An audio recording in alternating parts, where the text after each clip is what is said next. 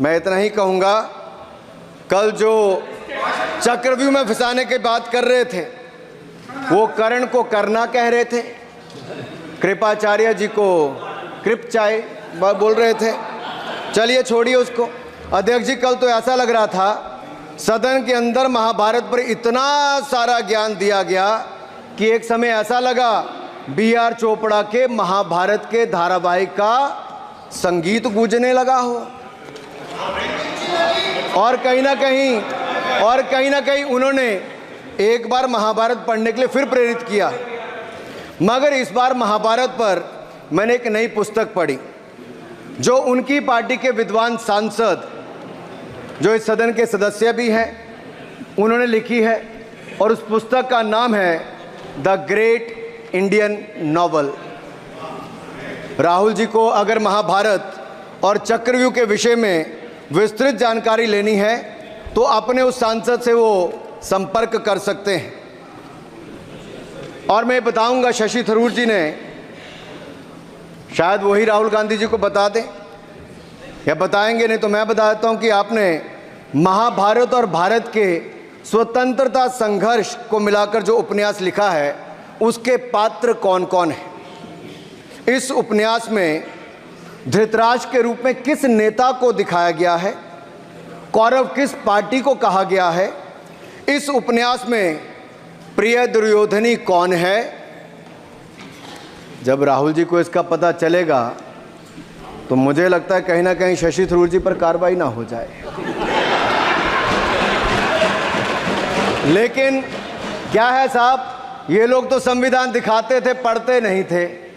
मैंने उस दिन पूछ लिया कितने पन्ने होते, तो वो भी नहीं बता पाए।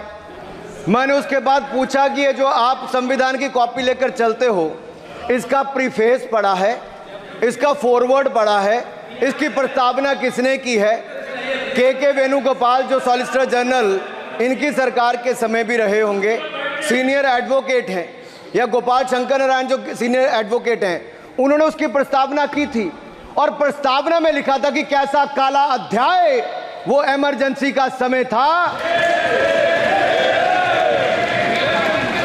और ये संविधान जो डॉक्टर B.R. अंबेडकर जी ने दिया, अगर ये नहीं दिया होता तो आम जनमानस को अपने अधिकारों का पता भी नहीं लगता। लेकिन इन्होंने तो उसको पढ़ा ही नहीं था, लेकिन केवल कॉपी दिखा रहे थे इतने दिनों से साहब। ऐसे ही महाभारत पर भी ऐसी हालत लग रही है। और मुझे लगता है, और नहीं तो गूगल दादा तो थे, इनसे पूछ लेते आप क्या करते हो साहब, साथ में कुछ बताया करो।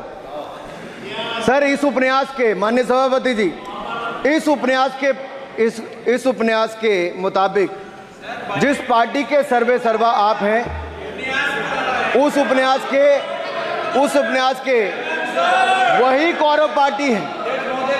मैं अपनी तसल्ली के लिए कुछ पंक्तियों को यहां उद्धृत कर देता हूं। मैं कोट कर रहा हूं सर, पेज नंबर 245 से।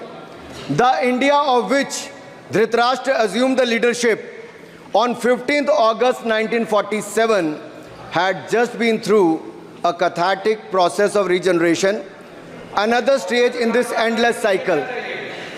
अब 15 अगस्त 1947 को प्रधानमंत्री के रूप में मोदी जी तो नहीं थे, और ये कह रहे हैं कि जिन्होंने 15 अगस्त 1947 को उस समय वो सत्ता ली थी वो धृतराष्ट्र थे।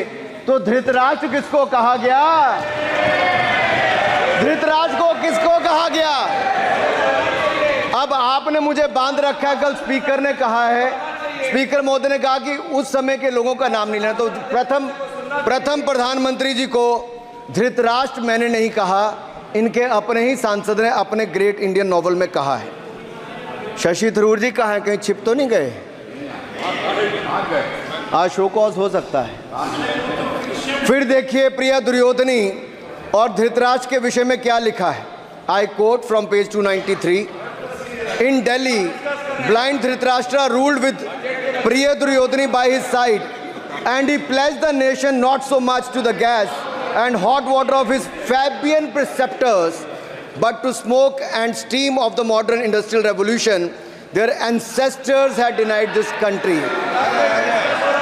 सर, ये सबको पता है कि इस देश के एकमात्र फैबियन समाजवादी कौन थे, और ये फैबियन समाजवादी कौन थे उसके बारे में किसी और ने नहीं, आपके ही सांसद ने लिखा है। अरे वाह, इसमें तो आगे इमरजेंसी की चर्चा भी है।